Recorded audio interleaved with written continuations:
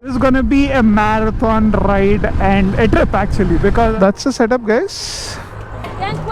Huh.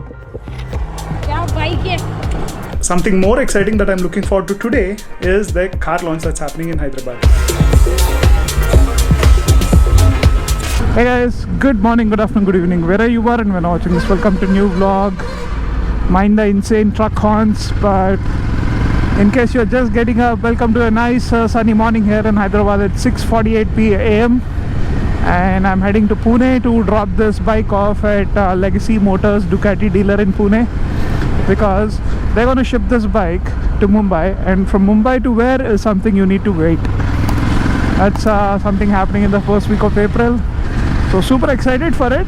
It's going to be what, a 9 to 10 hour ride and a solo ride. I think this is my second or third solo ride in the last 1 year. Insane. Not that my riding buddies were interested in joining me because it's just a day trip, but Shriman and Shiva are already on a tour near and they're in Chennai right now. Chaitanya has some commitments at home, and I didn't bother asking anyone else because this is gonna be a marathon ride and a trip actually, because I'm gonna go to Pune, drop this bike, board the flight and come back. And so I'll be doing Hyderabad, Pune and back within 24 hours, which sounds insane. I don't know if you can see in the mirror, there's just a backpack that's hanging off the bike. There is hardly anything here, just a pair of spare clothes, some toiletries and some charging stuff. Besides that, nothing on my bike. So the bike's light, I'm also light, with just the riding suit, the knee armors, and I got these new shoes. I'll show you the bike setup and my setup when I stop for coffee, but we are trading very light. Plan while coming back is remove the jacket and armors, put it back in the bag, change the t-shirt, board a flight and come back. Hence, I'm traveling very light. This is how we used to travel, by the way, a long time back, 2015-16. And in case you haven't seen those vlogs, please go see it. Please just don't comment on the quality of edits and all. That was just me playing with GoPros and the whole YouTube thing. So it was kind of new, and in that regard it was very casual and more like a hobby.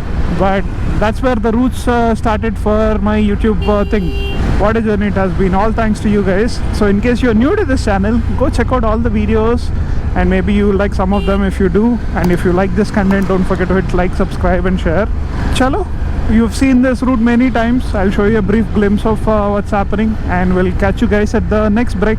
Covered 65 kilometers roughly from home. This was quite a bit late, but that's the setup, guys. Pretty light and easy. So far it's not moving, which is what I was looking for. Might need to adjust this a bit. Anyway, I will take this out when I stop for break. Chalo, let's have a quick breakfast and head out, because after breakfast I think it's only a lunch break, because we don't get many options for almost what, 200-300 kilometers.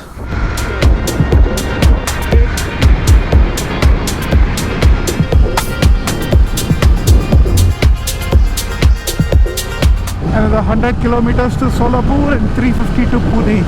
Covered roughly 200 kilometers. Took me what, 3 hours with a break. So time to stop for fuel. Quick fuel break, because I think I would need one more before I hit Pune. And I remember like in 2018 when we came on this route, it was like this. Okay, no fuel here.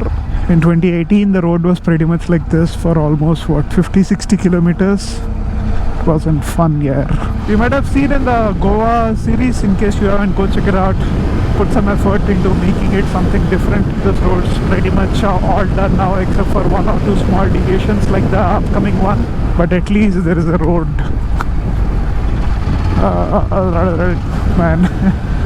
Oh boy, I don't miss those days when there was no road there.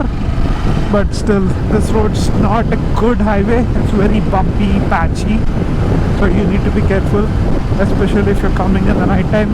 Daytime my visibility is better, so you can manage. I don't know if you can see, but the wavered lane divider markings, that's because heavy trucks are damaging these roads. Shows that most of the trucks are overweight and no regulation. Like in this truck, where I think there are at least 15-20 people. I don't know how many they're supposed to carry. And one advantage of being a biker, no toll. Happy. Eventually, I think soon FASTag will also be removed and people will just pass through these, and they'll be using GPS to tag the distance covered. Chalo, we'll catch you guys at the next fuel break. Hopefully this bunk's open here. I hope the quality is good here. Thankful. हाँ क्या bike है? नहीं, उससे मत खेलो, वो खेलने का नहीं. हाँ, हाय बोलो. हाय. आपका नाम? लुकेश. युकेश. क्या पढ़ रहे हैं आप? 8वीं. आज स्कूल नहीं है, छुट्टी?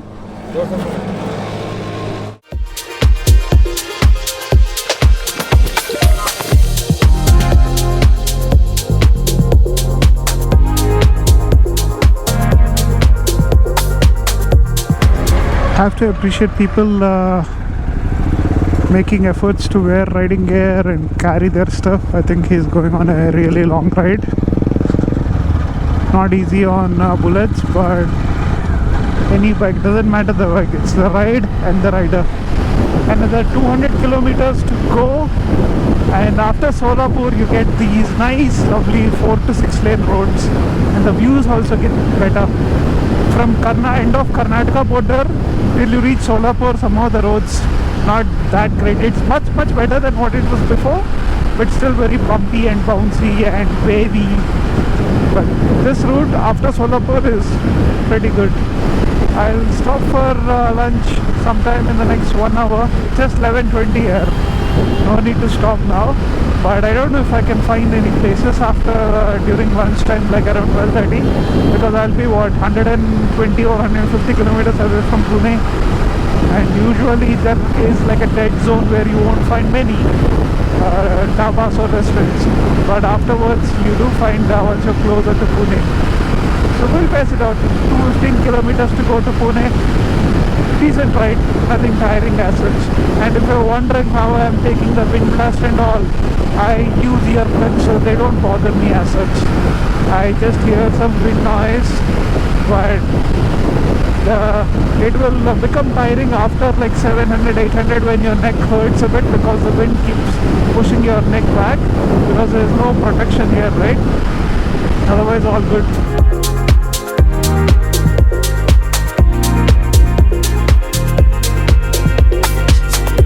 In case you're wondering how come I'm in the room and the GoPro footage ended abruptly, that's because as usual the GoPro batteries died, and afterwards I was just 100 kilometers away from Pune, and the worst part was by the time I reached Pune my phone battery also died, because I was using the phone for navigation. Mine is a iPhone 14 Pro and not a 14 Pro Max, and these batteries drain so fast that I had to rely on the old school technique of asking people where to reach a certain point. Luckily the watch helped me because to some extent to make the calls, because I was in a hurry to reach the airport. My flight was at 10:30, and by the time I reached the dealership and dropped my bike was around 8 o'clock. So I had only like 2.5 hours to reach the airport in that Pune traffic. Eventually made it. Flight landed here at 11:30, and by the time I came home it was 1 o'clock. So almost 19 to 20 hours of day out heading to Pune and coming back. A marathon trip, and imagine no sources of video. Because I was traveling light, I didn't carry any backup batteries or backup cameras or anything. I just had the phone and the GoPro.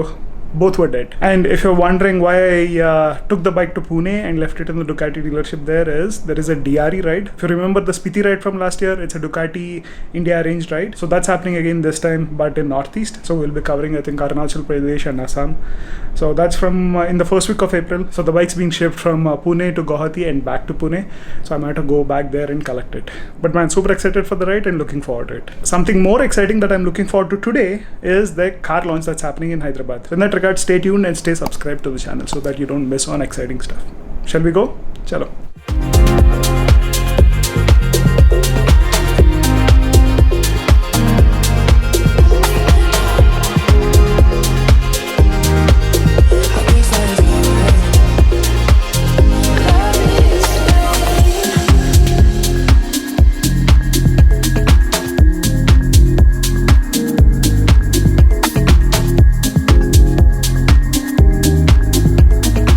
That was a short and quick launch. Unfortunately, because it's a owner's vehicle, we couldn't sit inside and show you, but there are tons of videos which shows Defender 130 model, the 8-seater version. But the car looks good.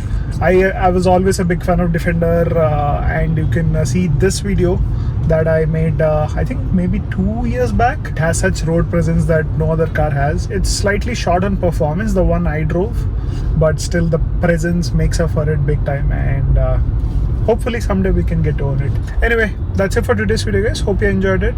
Let me know what you think in the comment section, and in case you're watching this night time, have a good day and take care. See you in the next one. Bye bye.